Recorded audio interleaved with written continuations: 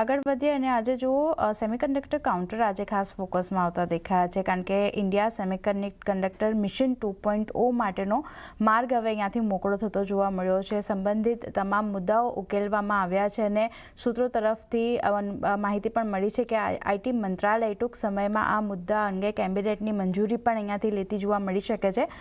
શું છે વધુ માહિતી અને શું છે વધુ વિગતો તેની માહિતી લઈએ। સહયોગી કરણ આપણી સાથે જોડાઈ ગયા છે।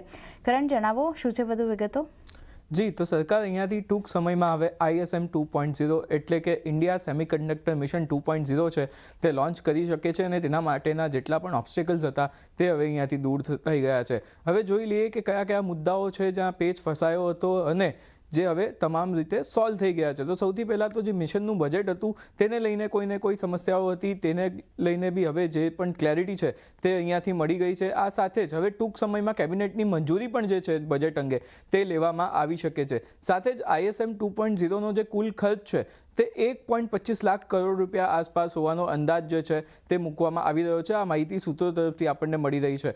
સાથે જ આજે આખું મિશન છે તેમાં સંપૂર્ણ ઇકોસિસ્ટમ બનાવવા પર ફોકસ જે છે તે કરવામાં આવવાનું છે। એટલે માત્ર ચિપનું ઉત્પાદન જ નહીં પણ તેનું ડિઝાઇનિંગ પણ ભારતમાં જ કરવામાં આવશે। સાથે જ તેના માટે જેટલી પણ સ્કિલ રિક્વાયર્ડ હશે તે પણ તેનું સ્કિલ ડેવલપમેન્ટ પણ જે છે તે લોકોમાં કરવામાં આવશે। એટલે આ જે પ્રોજેક્ટ છે તેનું સંપૂર્ણ ઇકોસિસ્ટમ બનાવવા માટેનો જે પ્લાન છે તે આમાં સામેલ છે। સાથે જ ચિપ્સમાં બનાવવા માટેની જે ટેકનોલોજી છે, જે ગેસ માટેની જરૂરિયાતો છે, ઇંગોટ્સ એટલે કે જે મેટલના બ્રિક્સ હોય છે જરૂરી, તે લઈ લઈએ કે અન્ય જેટલો પણ કાચો માલ છે તેને પણ આ આખી ઇકોસિસ્ટમમાં સામેલ કરવામાં આવશે અને તમામ પ્રકારની જે વ્યવસ્થા છે તે ગોઠવવામાં આવશે। સાથે જ મિશનની જે સમયસીમા છે તે હવે 5 વર્ષથી વધારીને 12 વર્ષ કરી દેવામાં આવી છે।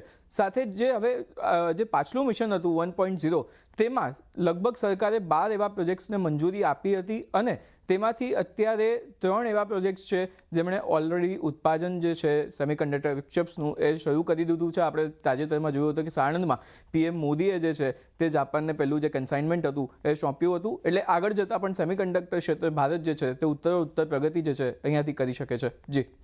જી કરણ, આભાર આપનો સમગ્ર માહિતી આપવા માટે। તો જે રીતે